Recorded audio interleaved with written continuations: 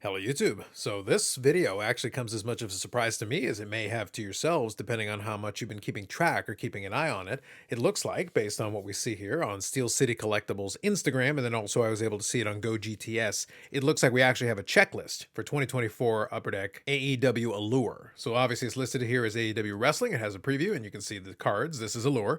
That is the set. And then Steel City Collectibles seems to have it as part of their link. For the actual page itself, their formatting is not that great. It's just the PDF. However, if I go to GoGTS, this is basically what I saw originally. I wanted to confirm it in one other spot. But you can see right down here, 2024 Upper Deck Allure AEW Trading Cards Checklist. So that is the link I'm going to include in the description for you if you do want to check it out. They include it in two different formats, which is actually a little bit more handy. The Excel one is the one that I tend to use. It is actually pretty useful. So we're going to go into it, and you can see it was updated. It looks like January 13th, so yesterday at the time that I'm recording this one. So obviously it's got the breakdown of all the different inserts, all the stuff that you expect, the stuff that we've known for a while as part of the original sell sheet. So nothing new there. The images haven't been updated at all. We haven't seen any updated images from Upper Deck themselves yet, but it looks like this checklist seems pretty good. I actually downloaded the Excel version and started looking through it, and everything looks consistent with what I would expect. So I want to talk through a couple of the things on here and check out the checklist a little bit more closely, and let's see what we find on it. Obviously, you've got all the different inserts and parallels included in this. There's a number of different parallels because Allure does have a fair number of them. In this case, for Britt Baker, it's actually pretty handy for me because it looks like the lag finally caught up with all the time she was away. She's actually not on nearly as many cards as normally I would expect, which is actually pretty helpful for me. Helps me get caught up. But for other folks, you're going to see a lot more cards. There are a few things, though, that are notable that I want to go through. So I basically want to look through this checklist of the base and then a couple of the insert sets, and we're going to see kind of the direction that some of these names are starting to take. So we still see a lot of the regular folks that you should expect here. No surprises here. We got Rocky Romero. I'm just looking to see if I see anybody that kind of stands out as something a little different. We've got a brand new Harley Cameron on here, which is good with the Allure and everything. I think she's actually doing some pretty good character work. So it's nice that she's actually going to get some chromium cards now included with the rest of it. A lot of the usual suspects. And then here we've got the first chromium from Mercedes. I think that'll be a fun one to add to the collection. And I think Mercedes is in a lot of these checklists. We can do a little bit of a deeper dive here in a second on that. But a lot of the regular folks that I would expect, Kyle Fletcher, we've got Okada. Looks like we still have Layla Hirsch. We got Don Callis. The Don Callis one will be a little disappointing, but as part of the base set, it's fine. Malachi Black, who might not be with AEW much longer. Mariah May, the first chromium Mariah May, which is a good one. Then just scanning ahead here, I'm actually very surprised that at this point, Anthony Ogogo, I honestly can't remember the last time I've seen Anthony Ogogo. I honestly don't know how he continues to still get into these checklists. I'm actually kind of impressed, to be perfectly honest with you. So anyway, we also got Penta, who just started up with WWE, so already that portion of it's out of date, but no surprise there with the lag time. This is actually a 2024 series, so no shock there. I can't act surprised. Ricky Starks, who might be out of there sooner rather than later. Ruby Soho has been off on maternity leave for a while, so I wouldn't expect her back anytime soon. I think this one might be the first Shane Taylor that I can remember seeing. I'm trying to think back if he was in 2024 flagship. I don't think so. I'll have to double check, but I think this might be the first Shane Taylor, which might be a new one for this series, which is interesting. Trisha Dora, I don't remember her included in this either, which I think that's actually good. A little variety in it is included. Satoa here being included. Definitely do not remember him being included in the other checklist. So it looks like we're incorporating some of the Ring of Honor folks that do appear a little bit more in Ring of Honor, which is a good thing. Honestly, it adds a little bit of variety to the checklist to go along with the usual suspects. Sky Blue, we've got a lot of those folks, of course. Willow Nightingale, Bishop Khan, and Helico's back. I don't think he was in the base set, so there you go. And Helico, that's a solid. That's kind of a fun addition there. Christopher Daniels included. We got Brody Kings, Buddy Matthews, and Mike Bennett is card number 100. And then we've got our short prints. That's kind of fun, including an RJ City. I think that's pretty good. Looking Lexi Nair. We've got a couple of folks here. So I'm guessing this is kind of the section where we're including more of kind of the staff and announcers. So we've got that portion of it. Tony Schiavone, we've got to have that. And we do have a number of referees. So you got to have your referees in there included. We got Jerry Lynn and Pat Buck. Yep, that all makes sense. Then we got our horizontal cards, which matches up a lot with last time around. So that's included. Here we've got Camille. Now, was Camille included in the base set as well? Now I'm trying to think. And this might be actually the first Camille in one of the regular sets, which is a new addition, which again is good.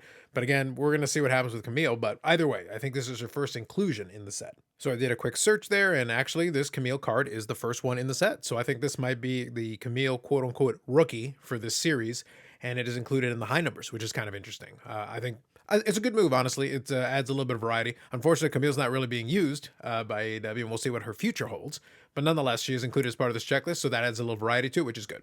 Then from there, we go into parallels, so I'm not going to spend any time on that because you kind of know what they are. Orange Slice, the red, rainbow. So a lot of this stuff is what you would have been used to with the first series of it. And then the subsets are all included the same. We've got the Steel Chair makes a return. That's included in it. A brand new one here. We've got a Crimson Parallel, which is 1 in 144 packs, which is actually pretty tough. I got to double check what the ratios are, but 1 in 144 packs actually seems like it's a very tough pull, and it's actually twice as difficult as the base version of the Steel Chair. So the corresponding one, it's doubled up. And then the SPs are 1 in 288 packs, which is pretty tough. And then these Crimsons are 1 in 144, and it looks like it goes up quite a bit. The horizontals are 1 in 576 packs in hobby. That's actually really tough. So that's going to be interesting. We've got the AEW logos back. They're numbered to 199. So I think that's about the same as last time. Well, actually, no. I think the logos were numbered to 299. All right, went over to check. Confirmed. Last time it was 299. So actually the logos are going to be tougher this time around. So that's fine. They're randomly inserted. Green Rainbow stays the same at 99 copies. Scrolling ahead here, looking at black and blue, which looks like it just replaces the blue tracks, I guess, which is numbered to 35. So it follows a similar numbering scheme on that one. And then we've got the purple diamonds are back. Those ones are out of 10. So those ones are going to be pretty tough to come by. And we may have a couple of versions with some of the folks included in it. Golden treasures, of course, are included. That's one of the big draws. I think that's going to be interesting. With the change in the design, I wonder if the golden treasures is going to have a lot more of the gold pattern on the front of the card. So I think it's going to be interesting to see what those actually end up looking like. So going ahead, we got our plate parallels. Red autographs are back. And we do have some short prints included. So we do have Copeland as a short print, Danielson, Hook, Switchblade, MJF, Omega, Takeshita, Mariah May is a short printed auto, which I think should be a pretty popular selection. Pac, and then Osprey as a super short print. That's interesting. All right, so I think that's an interesting choice. Then we got our red auto parallels for the higher numbers. Purple diamond autos, we've got that included, so it all sounds all good. Golden treasures, of course. And then we do have our photo variations. So these are the ones that are included in the photo variations this time around. I'm interested to see what the Timeless Tony Storm photo variant is. 1 in 344 packs, which is an interesting combo. Julia Hart is another good choice for that as well. I think that's solid. Mariah May is an image variant. I think that's interesting. Then we've got the Allure insert, which is included. So I think they've swapped out the names pretty well. I think it's good that they managed to include that. Although you do have folks like Commander in there as well. Kill Switch is included in this. But we do have some other names thrown in there, such as Queen Aminata, which is good. It adds a little bit of variety to it, along with a lot of the notable names and the usual suspects. For the 16-bit, it looks like they swapped out a number of names. That was one of the ones where I mentioned that some of the names have been swapped out. There is a Britt Baker one, though I think that's the toughest insert that I have to chase as far as my collection is concerned. We've got Danielson, Hangman, Will Ospreay, Sky Blue, a lot of the popular names that you would expect included in that. Darby, Soraya, who's included in a lot of the marketing copies, so that's to be expected. Wardlow, which is an interesting one considering he's been kind of MIA, so this may be one of the last major ones depending on what happens with Wardlow long term. Looking ahead here, AEW, a lot of the similar kind of setup. We got an Eddie Kingston sighting in there, Brody King. I think that's a solid choice to add into some of those. Green Rainbow parallel to that, Golden Treasures, the autograph version. I think those will be kind of fun, seeing what the AEW with the autograph variant is. 1 in 800 packs is also really tough.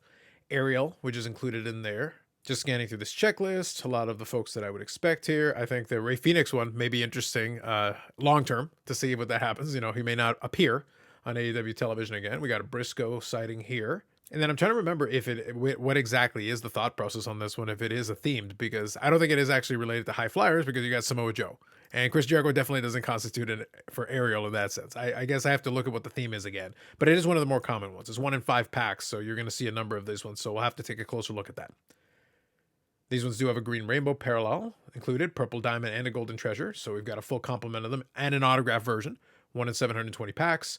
The color flows are back with a couple of different variants. So just looking to see if there are any surprises as far as names on the checklist. No, it looks like it's pretty straightforward. We've got 30 people included in the checklist, which is solid. And then you got your red, orange, orange, yellow, yellow, green, green, blue, blue, purple,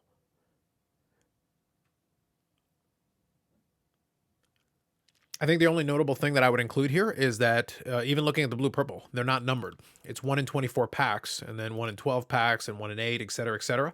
So it looks like they went away from the numbered versions of it. We do have a Golden Treasures variant, so that is similar to last time, and the autograph variant as well. And then we do have a full rainbow Golden Treasures auto parallel as well, which is similar to last time. So we've got that included. Crowd Reaction as a subset. Queen Aminata's included in that, which is a good name to include. Will Ospreay as well.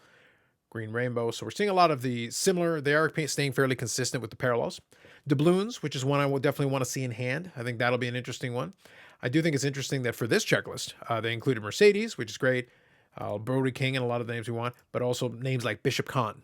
I think it's interesting they include that, and Big Bill and Shane Taylor. So I think that's kind of interesting that those were selected for this doubloons, which is a new one. So I'm not sure what the thought process was behind that one. I don't mind. I think it's actually a solid choice. I like the fact that they include Deonna Purrazzo in that, Dustin Rhodes. That's fine. I think that's good to include them in some of these, but also names like Mike Bennett, which is a little surprising. And Red Velvet, who's doing a lot of stuff with ROH right now, but not necessarily AEW, but included in this checklist along with the usual names that you would expect. It's a pretty solid checklist. It's a little bit deeper. So they ended up making 50 cards for it. So you've even got the Butcher and the Blade included in this one. So if you have certain favorites, you definitely are included in this one, which is kind of interesting the way that works out. Then Inaction is included in there. That's a more common insert. So that's included with a lot of the parallels that you would expect. I'm just skimming ahead here now to see if there's some other stuff. Oh, this is interesting. There's an Inaction AEW parallel as well. Okay. That's kind of an interesting choice. Seeing if there's any different names included in this one. No, it looks pretty straightforward to me. Purple parallel all the way down to Golden Treasures. We've got that. The plates. Here there's an entire Jon Moxley insert set. So you've got that in case you want to chase, 1 of 10 cards, 1 in 689 packs. So that's a very tough one. You've got the straps, which I don't remember seeing that in the mock-ups, so I'm not sure what that'll end up looking like, but they're pretty common. 1 in 4 packs, so you've definitely got a good chance of getting your hands on one. I'm guessing, based on the fact we're including stuff like Austin and Colton Gunn, it's probably going to be based on belts. So in terms of belt straps, probably it'll be them having various championships, would be my guess, just based on the way it's set up here. But we'll see what ends up happening with that. And here's a Malachi Black, Brody King, and Buddy Matthews. So I'm guessing trios. And then also a Penta and Ray Phoenix and Pac, same thing. So that may be one of the last ones included for those guys. Again, depending on the delay between this and the next series that comes out. Black Rainbow parallel for that. Red Rainbow Roan Slice. So it looks like a full complement of parallels for the straps subset and insert. And wow, they even included an AEW logo version of that one as well. Looks like they're utilizing this AEW logo for a lot more, including some of the inserts, which is actually kind of an interesting choice. I don't mind it necessarily. I think it's probably a good idea to mix it up a little bit. We've got our Golden Treasures included as well. This one's got Purple Diamond autos and Golden Treasures autos, so some interesting ones there. This is awesome insert set, included with a bunch of parallels as well. And that takes us right to the bottom. The very last one that I think is the most interesting and maybe notable is the AEW Skybox Autographics. So this is actually a pull from previous. If you remember Skybox, if you Google Autographics, you'll see from the 90s, there were a bunch of these for the autographs. They don't show any odds here, so it looks like it's randomly inserted, but they only included 3 names: Jon Moxley, Mariah May, and Marina Shafir. One of these things is not like the others. The Jon Moxley and Marina Shafir I get from the current storyline, but I don't think that was in discussion at the time that this set would have been conceived. I think the time that they would have finalized all of this would have been before that. I think it's a little perplexing that you only are listing 3 names. Mariah May, I get. Jon Moxley, I get. But Marina Shafir? That one's a bit of an interesting choice, I guess. That's kind of weird. But anyway, it looks like it's randomly inserted, so we'll have to see exactly how rare these ones end up being, but that is kind of interesting. So that concludes kind of a rundown of the stuff on the checklist. I was just looking in to see more than anything else how some of the sets and inserts ended up being selected. Also, I wanted to see which kind of names they included in some of the inserts and some of the other options. Some perplexing choices, but some good options that I'm glad to start incorporating some of the ROH talent. I'm glad there is a Camille card in there, even though it looks like it's pretty limited as far as who's included in that one. But some of them are a little bit perplexing. Some interesting places for certain folks to wind up, and some names that wound up in some interesting spots. The doubloons checklist is actually kind of interesting. It's a lot deeper than I would have thought it was. But even with 50 cards, it's like the mix of folks selected for it is a little bit strange. But just from the mock-ups, it looks like some stuff like the color flow looks to be pretty nice. I'll be curious to see what it looks like in hand. Bottom line, though, if we take the usual cadence, as usually is the case, if we have a checklist, which it looks like now we're solid on that, from a couple of different spots, so now I'm confident that we can at least move forward with that. So I'm guessing then, based on that, it should be within the next couple of weeks. It'll be interesting to see if they're able to get this product out the door before the 2025 Topps Chrome WWE is, because if I was them, I wouldn't want to be trying to compete with that on the same week of release. So we'll see basically what happens. It's supposed to be January 22nd, but I haven't seen any other confirmation. Having a checklist, though, is a step in the right direction. So maybe next week. I'm guessing maybe a week after that would be my initial guess, but you never know. If we have a checklist, at least we're one step closer. So I guess we'll have to see, cross our fingers, and maybe we'll get a couple of wrestling products here towards the end of January, which will be kind of fun and give us something to chase after and also to look out for, because I'll be curious to see. Maybe in a different video, I'll talk a little bit about the Upper Deck Diamond Dealer Conference, because they did include some AEW cards in one of the exclusives, which was kind of interesting. So maybe I'll talk a little bit about that. But for this video, I think that's it. I did include a link in the description to the GoGTS page. So if you want to download the checklist for yourself and take a look, you certainly can. And I would recommend the Excel one, because that one allows you to sort. That's the one that I use just to make my life a little bit easier. But with that, that's it for me for now. More videos coming up on the channel. Like if you like the video, subscribe to the channel. Thanks very much, and we'll catch you in the next one.